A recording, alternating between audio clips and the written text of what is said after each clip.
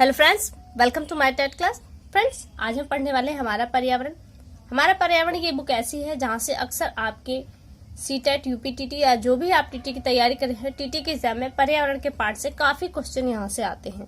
और आज हम इस बुक का 10वां लेसन पढ़ने वाले हैं। उसमें क्या है तो आइए इसे भी देखते हैं।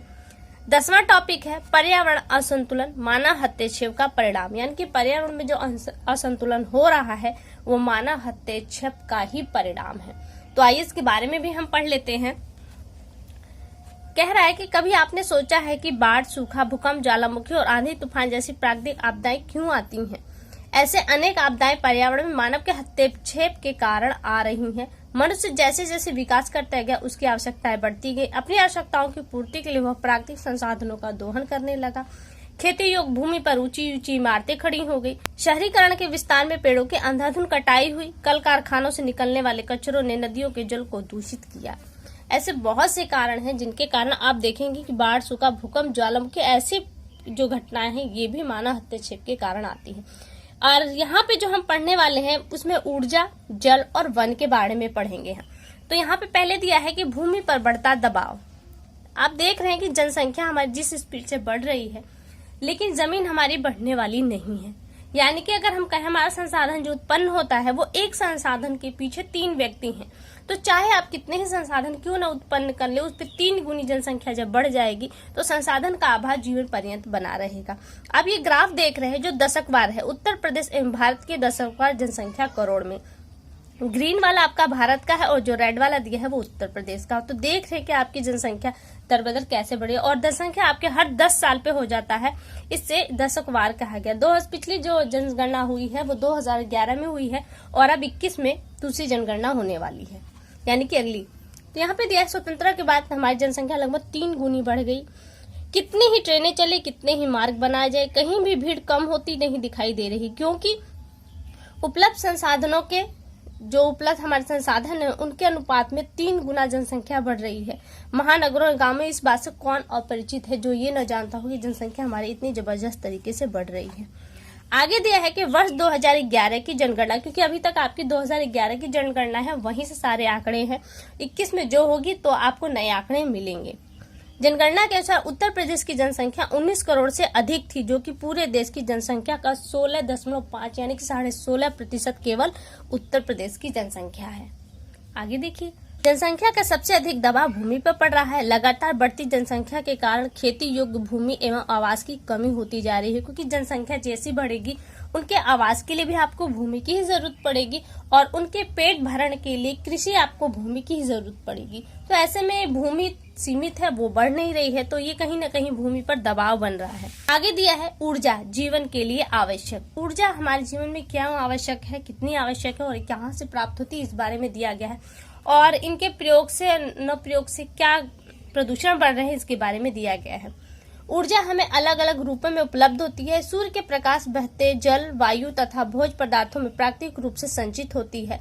ऊर्जा ही हमें अपने दैनिक कार्य करने तथा हमारी सुख सुविधाओं का उपभोग करने में सहायक करती है। यानी कि ऊर्जा के अभाव में हमारी एक्टिविटी तो होगी ही नहीं, तो अदर काम करना तो पॉसिबल है ही नहीं।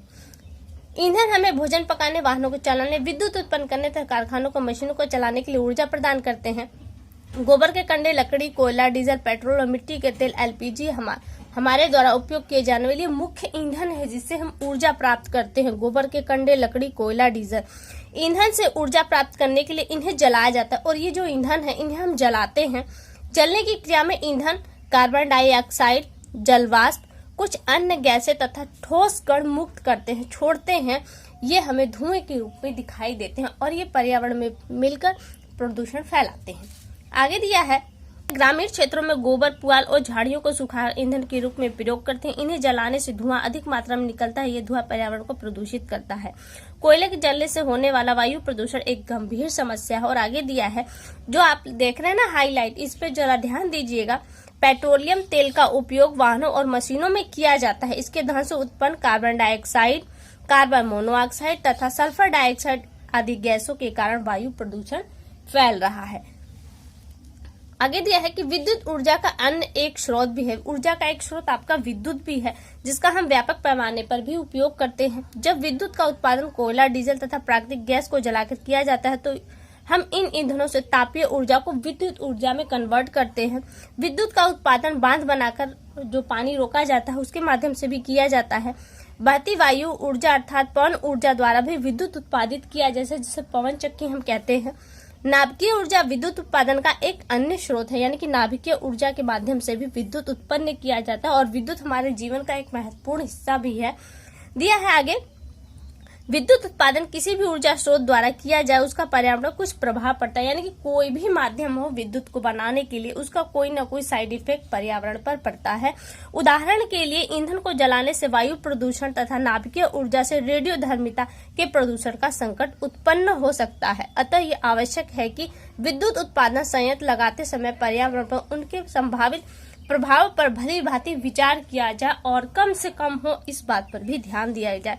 और ये हमारा कर्तव्य होता है कि जो ऊर्जा है इसे हम कम खपत करें ताकि कम उत्पादन हो और पर्यावरण में कम प्रदूषण फैले। व्यक्तिगत रूप से ऊर्जा उत्पादन की प्रक्रिया में होने वाले प्रदूषण पर हमारा कोई नियंत्रण नहीं हो सकता, परंतु परोक्ष रूप से हम अपना योगदान कर सकते हैं। कैसे? यदि हम ऊर्जा को मितव्यता यानी कि अपने जरूरत के अकॉर्डिंग खर्च करें, बहुत कोशिश करें कि कम से कम मात्रा में हमारा अधिक काम हो जाए, से इस्तेमाल करें अर्थात विद्युत तथा ईंधन को बर्बाद न करें। इसी प्रकार मशीनों, विद्युत उपकरणों के उचित रखरखाव तथा ऊर्जा दक्ष स्टोव, गैस चूल्हों तथा धुएं रहित चूल्हों का उपयोग कर भी ऊर्जा की बचत की जा सकती है। अगर इन चीजों का हम कम प्रयोग करते हैं तो वातावरण में प्रदूषण भी कम होगा।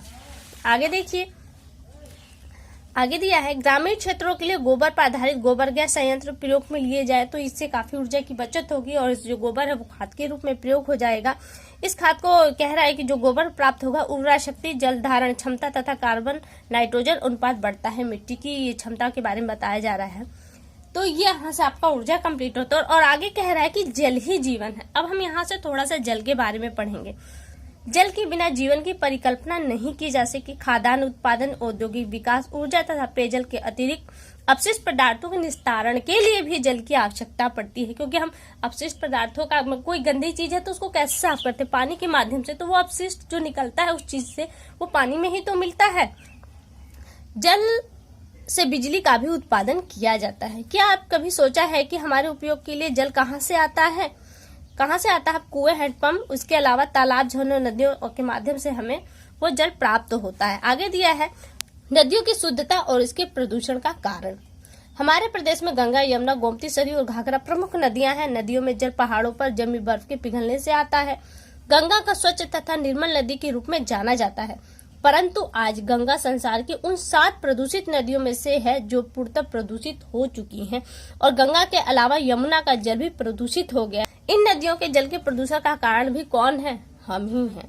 आगे दिया है, शहरों के विस्तारीकरण और बढ़ते उद्योगों के कारण इन नदियों का प्रदूषण बढ़ रहा है, क्योंकि जैसे जैसे उद्योग स्थापित किए जा रहे हैं, जनसंख्या बढ़ाई जा रही है, वैसे वैसे नदियां प्रदूषित भी होती जा रही हैं। दिया है कि जिसके कारण कल कारखाने जो नदियों किनारे बिठाए जा रहे हैं उनसे जो अपशिष्ट नदियों में डाला जा रहा है, जिसके कारण इन नदियों में फ्लोराइड और आर्सेनिक जैसे जानलेवा तत्व मिल चुके हैं। नदियों में गिराए जाने वाले रासायनिक पदार्थों से कैडमियम, सीसा तथा पारा जैसे तत्व या उनसे यौगिक पानी में पहुंच जाते हैं। ऐसे दूषित जल का सेवन करने से यह पदार्थ हमें शरीर में पहुंच जाते हैं, जो हमारे स्वास्थ्य के लिए हानिकारक होते हैं। अब यहाँ से जो नीला वाला बॉक्स है ये भी आपके लिए इम्पोर्टेंट है। क्या है? ई कोलाई एक अत्यंत सूक्ष्म जीवाणु है। ये जीवाणु को कौन से? E coli. इससे आर्थ्रोसोडिया पेचिस जैसी बीमारी होती है। ये पॉइंट याद रखिएगा कि पेचिस किससे होती है? तो ई कोलाई के माध्यम से पेचिस होती है। ये प्रश्न के रूप में आपसे पूछा जा सकता है।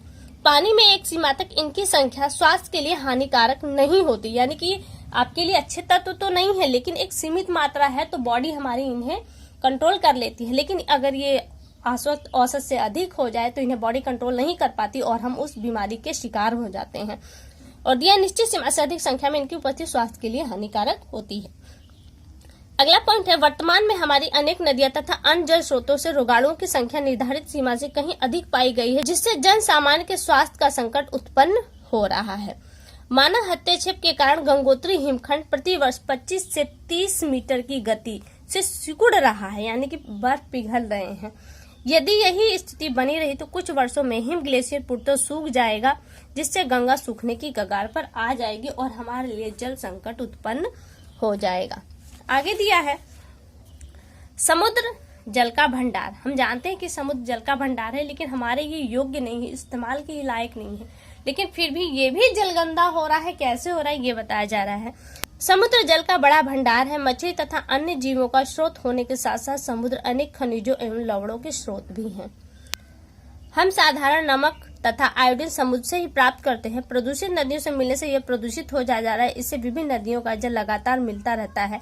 अपशिष्ट कीटनाशकों, हाइड्रोकार्बन तथा विषाक्त पदार्थ समुद्र में मिल जाते हैं, जिसके कारण समुद्र दूषित हो रहा है। और ये किसका हस्तक्षेप के कारण हो रहा है? ये मानव के हस्तक्षेप के कारण ही हो रहा है। ये और भी कारण है इनके दूषित होने के। तो कभी कभी पेट्रोलियम पदार्थ जो टैंकर से इधर उधर ले जाते हैं अन्य देशों में, उनके टकराने से, उनके फट जाने से समुद्र में ये तेल मिल जाता है और समुद्र के जल को दूषित करता है। कभी कभी हम इनसे जो समुद्र के नीचे जो खनिज पदार्थ है उनको निकालने में कुछ गड़बड़ी होती है, जिसके कारण से वो पदार्थ भी समुद्र में मिल जाते हैं और वो समुद्र के जल को दूषित कर देते हैं। और कहा जा रहा है कि इसमें जलीय जीव जंतुओं को सांस लेने में, अब ये तेल जो फैल जाता है तो इनके सांस लेने में कठिनाई होती है। मछली पकड़ने के लिए उपयोग की जाने वाली उत्पन्न तकनीकों द्वारा भी समुद्री जीवों का दोहन हो रहा है और इनकी संख्या दिन ब दिन घट रही है। तो यहाँ से आपको जल के बारे में बताया गया। अब आगे आपको वन के बारे में बताया जाए कि वन हमारे जीवन में कितने महत्व रखते हैं। आगे आपके वन के बारे में दिया है, वन हमारे रक्षक। अब इसके बारे में देख लेते हैं हम। वन हवा का शुद्ध रखने में सहायक है। इसमें हमें ईंधन हेतु लकड़ी तथा इमारती लकड़ियां प्राप्त होती हैं। वनों से हमें विभिन्न उद्योगों के लिए कच्चा माल भी मिलता है और इन वनों से अनेक प्रकार की जड़ बूटियां भी हमें प्राप्त होती है। वन्य जीवों के लिए वास स्थान का कार्य करते हैं। ये वन हमारे पूर्वज वृक्षों की पूजा करते थे, ये हम जानते हैं। संभवतः इसलिए अनेक वृक्षों की पूजा किया करते थे। आज भी कुछ लोगों को वृक्षों की पूजा करते देखा जा सकता है, जैसे पीपल, बरगद का आपने देखा होगा, नीम वगैरह के अभी भी लोग पूजा करते हैं। अनेक आदिवासी प्रजातियों के जीविकोपार्जन का ये मुख्य साधन भी होते हैं आपके वन। अब इसके बारे में और भी थोड़ा सा दिया है। आप देख रहे हैं कि एक व्यक्ति काट रहा है वन को और दिया है वन हम वनों के भक्षक हैं। कैसे है? जनसंख्या बढ़ने के कारण मनुष्य पेड़ों को काटकर घर तथा मार्ग निर्माण व ईंधन के रूप में उपयोग करने लगा। इससे वन नष्ट होते जा रहे हैं। वनों के नष्ट होने से पर्यावरण संबंधी अनेक समस्याएं उत्पन्न हो रही है। उदाहरण के लिए वन भूमि के कटाव को रोकते हैं, परंतु वनों के अंधाधुंध कटाई के कारण भूमि की उपजाऊ शक्ति निरंतर कम होती जा रही है। वनों के निवास करने वाले दुर्लभ पशु पक्षी तथा वनस्पति की प्रजातियां भी क्या है आपकी विलुप्त होती जा रही हैं। इसका एक उदाहरण भारतीय चीता है जो अब विलुप्त हो गया है। वनों के कम होने से जंगली पशु गांव में भी घुस जाते हैं, जो बच्चों व जानवरों पर हमला करते हैं। जो हमारे पालतू जानवर है बच्चे, उन पर वो हमला करते हैं। तो यहाँ से देखिए आपका ये टॉपिक समाप्त हुआ। इस टॉपिक में आपने ऊर्जा के बारे में, जल के बारे में और वन के बारे में पढ़ा। अब यहाँ से कुछ अभ्यास कार्य है, उन्हें देख लेते हैं। प्रश्न उत्तर छोड़ देते हैं, मिलान है, इसे देख लेते हैं। वृक्षारोपण, अगर आप वृक्ष को रोपते हैं तो पर्यावरण आपका संतुलित होगा। तो यहाँ हो गया आपका पर्यावरण संतुलन। जनसंख्या वृद्धि होती है तो वास स्थान के लिए कमी हो जाएगी, तो आप यहाँ पे चले जाएंगे वास स्थान की कमी। जल प्रदूषण होता है तो जल प्रदूषण से पेचिश जैसी बीमारियां होती हैं। छोटा परिवार हो तो वो सुखी परिवार है। वहीं वायु प्रदूषण होता है तो स्वास्थ्य संबंधी अनेक प्रकार की हमें बीमारियां जकड़ लेती हैं। आगे देखते हैं। आगे आपका खाली स्थान दिया है और ये देखिए आपको प्रश्न के रूप में दिया है। इसी तरह के प्रश्न आएंगे। यहाँ पे 3 ऑप्शन, आपका एक ऑप्शन बढ़ जाएगा। जल का मुख्य स्रोत है हैंडपंप, तालाब या वर्षा। तो जल का मुख्य स्रोत आपका वर्षा है। प्रदूषित जल के पीने से रोग होता है। इंपॉर्टेंट प्रश्न है। इसी तरह का प्रश्न क्या यही प्रश्न भी आ सकता है, हैजा, खसरा या कैंसर। तो दूषित जल के पीने से आपको हैजा हो सकता है। अगला प्रश्न है समुद्र से प्राप्त होता है। तो समुद्र से क्या प्राप्त होता है? पेट्रोल, आयोडीन, जड़ी बूटियां, इसलिए आयोडीन आपका यहाँ पे सही होगा। खाली स्थान इसे भी देख लेते हैं। कल कारखानों से निकलने को नदियों में बहा देने से, क्या निकलने से? अपशिष्ट को। अब शिष्ट को नदियों में बहा देने से उनका जल क्या हो रहा है? प्रदूषित हो रहा है। पृथ्वी में उपलब्ध संसाधन मात्रा में है, तो पृथ्वी जो साधन आपके हैं वो बहुत अल्प मात्रा में है।